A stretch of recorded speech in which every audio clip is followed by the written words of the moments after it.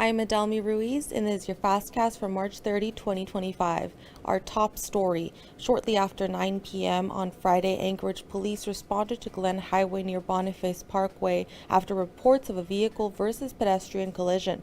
According to the department, the victim has been identified as 54-year-old Eric Black. He was transported to the hospital where he died of his injuries. The next of kin has been notified of the death. People argued about what has happened to the Mulchatna Caribou herd, and that's fine. That's great. Yeah, I mean, we're not sure everything that's going on out there, but the bottom line is the overall abundance of the herd increased, and more importantly, the number of calves increased.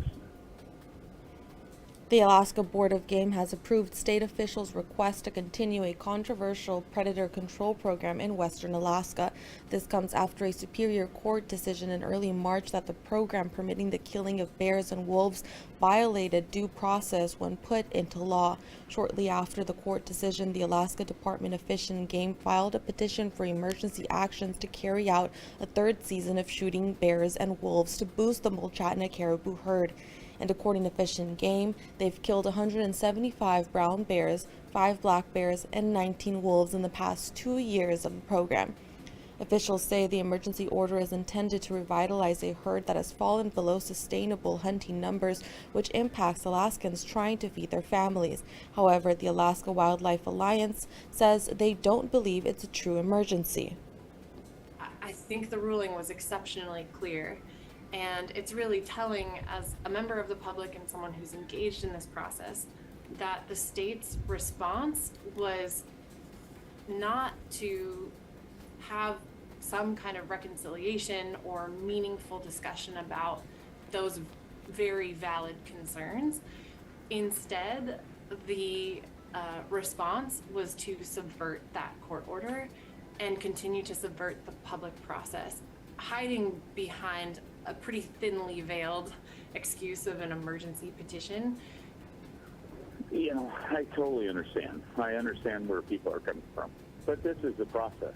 There was a process to go through the legal system and the court system.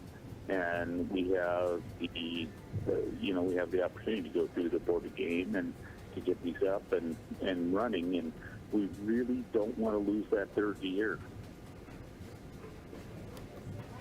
A tribal corporation in Nome is working to reduce reliance on fossil fuels by installing solar panels in the region.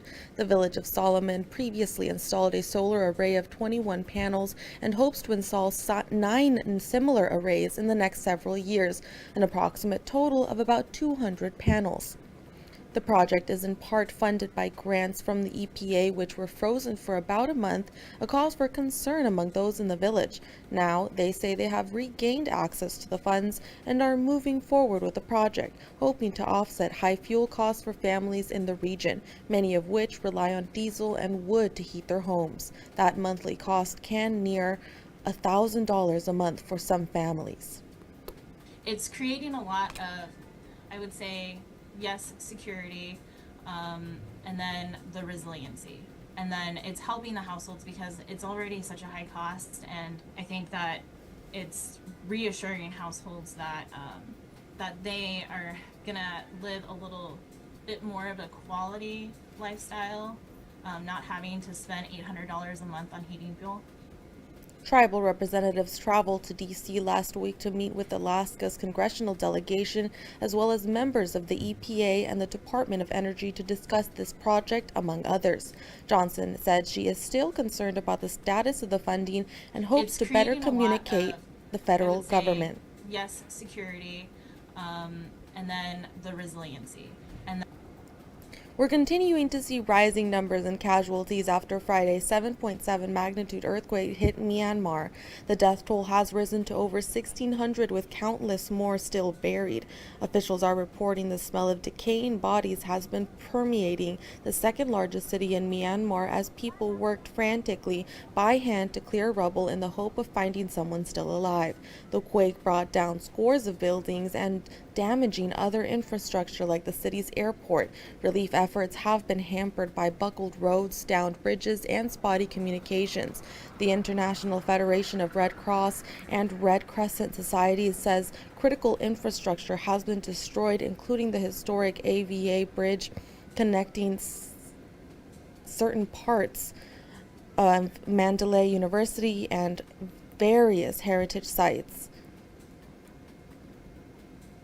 Telecommunications outages continue to hamper emergency coordination in several regions.